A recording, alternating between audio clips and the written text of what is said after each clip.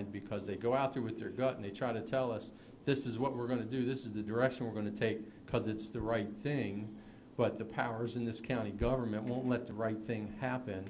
And that was the end of his tenure. That was the shirts that our firefighters were wearing around the stations, because our chief, everybody lost so much confidence because he no longer even feel comfortable answering a question. And that's the true, that's not suggestive of an open access situation. And I've talked with all the fire chiefs we've had, and that is just absolutely impossibly not true what Ron said. It's just, well, don't take my word for it or his. Talk to Chief Schwartz or Chief Scott. Talk to any of your department directors. Many of you do talk to the department directors. You have direct contact with them. Ask them yourselves. Next question. And ask them if they want to report directly to the county board. We have a question up front here. John? I just have a question about how the fire department is structured in terms of mutual aid agreements with other jurisdictions, and to get more to what the issues are so we all understand, rather than talking about a changed form of government, about what exactly the problems are with the fire department. So I don't know, is that too big a question? But I just want to get it back to the fire department rather than the form of government. If you'd like to talk about the fire department, last year, if you look at the adopted budget, the fire department became the primary place to cut. We cut 8 positions from our fire department. If you look at the proposed budget, there were more savings cut from the fire department than any other agency, except for a bit more out of human services, a department that's more than twice our size.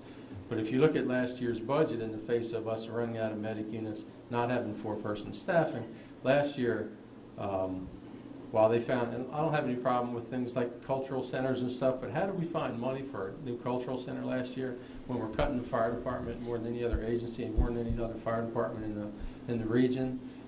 So that hits to the heart of the problem. It's about resources, and instead of going forward, we're going backwards.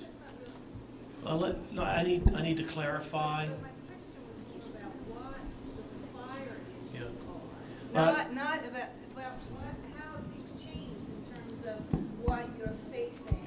You have to deal with. That's more my question. Respectfully, I think that probably, given the hour, is a subject for another night. And the better person to have sitting here doing that would be the fire chief instead of me. I do need to clarify from the impression that the union president just left about last year's budget. Those 8 positions that were cut, none of them were filled positions.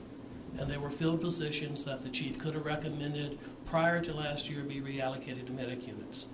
And of the reductions that were made in the fire department, half of them were from not needing to run a recruit class this year because we were not having the turnover that made it necessary to have a new recruit class. Yet, nonetheless, the county board established a special contingency so that if we did get down in staffing, we would run a recruit class.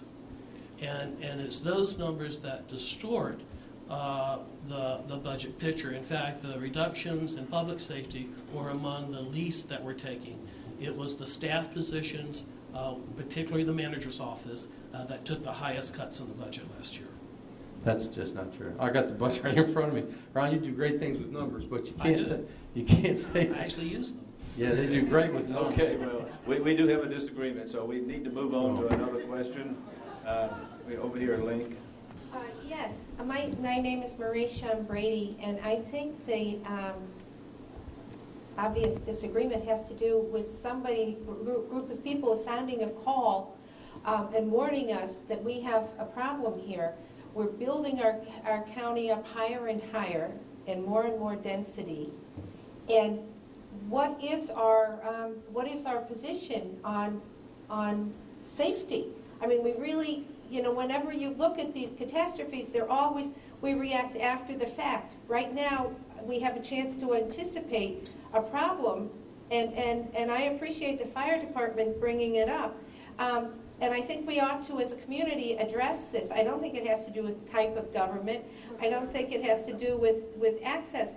How can we address this question on how to anticipate more problems? I mean, what could happen in our county, and how can we best prepare for that? And I would like you each to comment on that, because we have the potential to save lives by thinking about it first. Okay, Ron, why don't you start off? I think we can deal with it the way we have dealt with with a wide range of challenges within this community, and that we have the community dialogue on it. I mean, this could have been about fire service tonight, and you could have had the fire chief here. It's the fire union that's decided to make this about the change of government. And I think there is plenty of opportunity to go out and in this forum and in others across this community to understand what the facts are, what the issues are, and what the options are. And we should.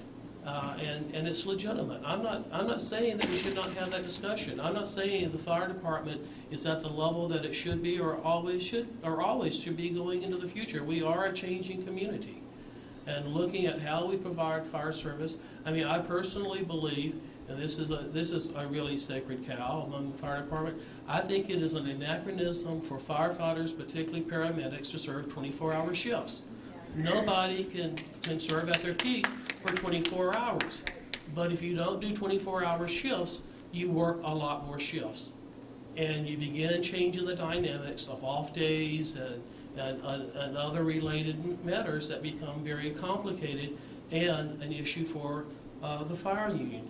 But we should be having those kind of discussions. We are a changing world, and the fire service itself is changing, and we should have an open dialogue on it and decide what's right for Arlington moving forward.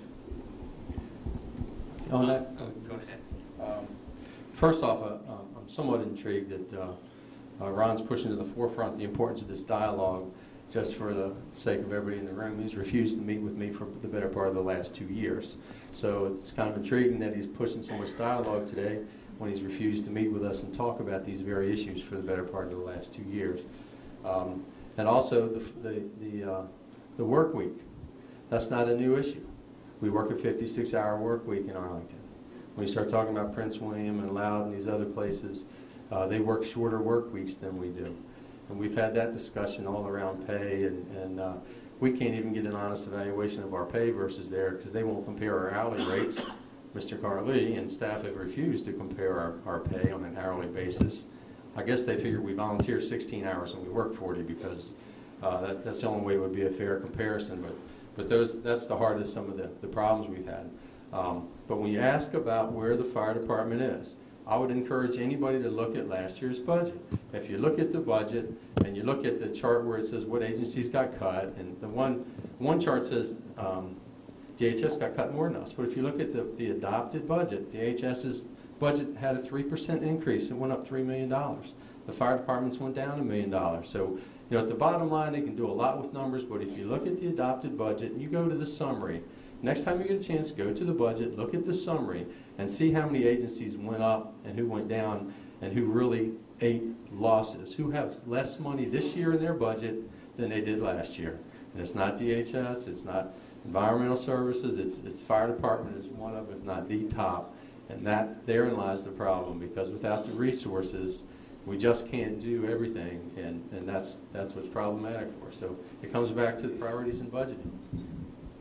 I would just briefly, I agree. It is about prioritization. It's about allocation of scarce taxpayer dollars. And the only thing I would add is that, and this is probably not news to anyone here, but the state budget outlook is grim, to say the least. And public safety, in addition to K through 12, have largely been spared from cuts to state assistance to localities. That's not going to be the case this year. That's not going to be the case in finishing up fiscal year 10, and it's not going to be the case going forward in the next biennial budget. So these decisions are only going to get tougher. I want to thank all of our panelists for their contributions tonight.